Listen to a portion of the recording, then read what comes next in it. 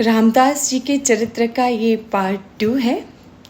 तो जब पंडित जी वहाँ पे आए, उन्होंने बोला, अरे रामदास, तुम ये क्या कर रहे हो?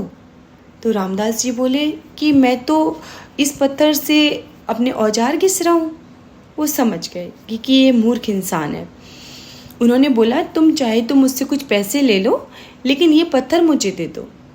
तो रामदास जी बोले, वैसे तो ये पत्थर मेरे बड़े काम का था, लेकिन अगर आपको चाहिए तो आप ले लो। तो वो पंडित जी ने पत्थर लिया और घर ले आए। अब उन्हें पंडित जी ने अच्छा सिंहासन बिछाया, वेद मंत्र पढ़े, चरणामृत से नहलाया।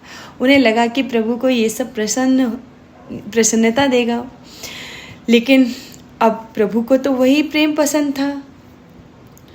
अब प्रभु ने रात में पंडित जी को सपने में कहा कि पंडित जी, मुझे रामदास जी के घर छोड़ आओ।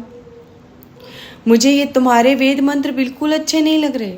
मुझे तो रामदास जी का ही जब वो हे हरि मैं जैसो तैसो तेरे बोलता था, वही अच्छा लग रहा है।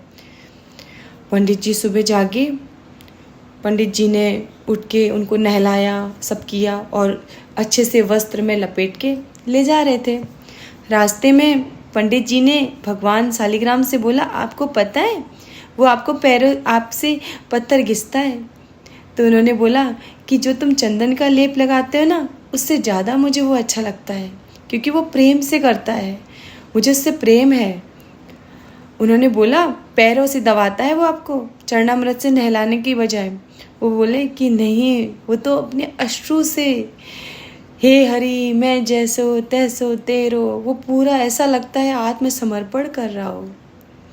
अब तो ब्राह्मण की आंखों में आंसू आ गए। हे भगवान, मैं तो उसे क्या समझ रहा था रामदास को, वो तो इतना बड़ा भक्त निकला। अब तो उन्हें लगा कि यार मुझे जाति का, कुल का, इन सब का घमंड था और मैं वो भगवान को प्राप्त नहीं कर पाया और उसने प्राप्त कर लिया। अब वो रोने लगा। ये होता है भक्तों के संग से। तो बस रोते रोते वो रामदास के पास गया। अरे रामदास, तू तो धन्य हो गया।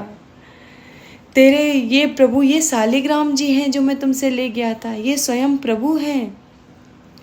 इन्होंने मुझे सपने में कहा कि मुझे रामदास के घर छोड़ के आ, और ये तुम्हारी उस सेवा से बहुत प्रसन्न है जो तुम करते हो। जब पंडित जी घर गए पहुँचे थे ना रामदास के, तो रामदास रो रहा था। ये देख के पंडित जी बोले, ऐसी भक्ति मुझे भी दे दो प्रभु। रामदास ये सुन के अचंभित हो गया कि ये शालिग्राम है, ये स्वयं प्रभु है। अब हम पार्ट 3 में देखेंगे।